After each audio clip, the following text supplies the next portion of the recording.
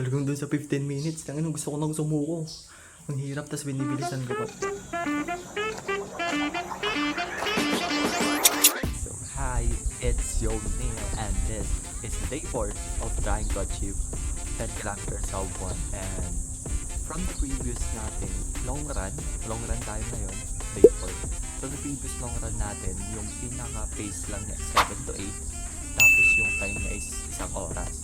Ngayon, sa 10 kilometers of one natin, same pace pa rin na 7 to 8. Pero, yung kanyang time na is 1 hour and 15 minutes. So, tumagal lang siya ng 15 minutes.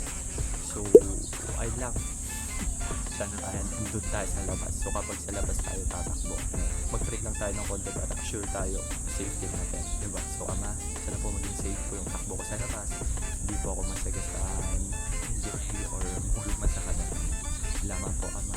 Sana mag-enjoy at maging game lang po itong takbo ko po sa labas. Salamat po, Ama. Amen. So, let's go. Okay, pabalik na tayo. 38 minutes in.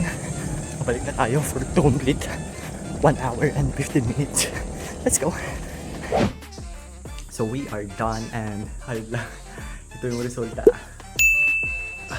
Talagang dun sa 15 minutes, tangin gusto ko nang sumuko.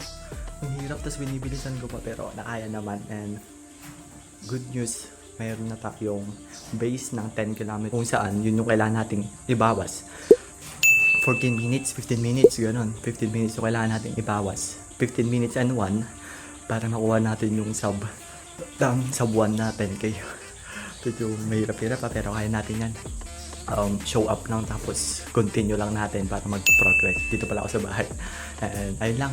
So it's your Neil reminding you, memento mori. Ito yung dahilan kung ba't ko ginagawa tong bagay na to. At sana kayo din gawin nyo yung mga bagay na ikabubuti nyo nang walang sinasaktan at inaapakan na tao. So yun lang. So let's go.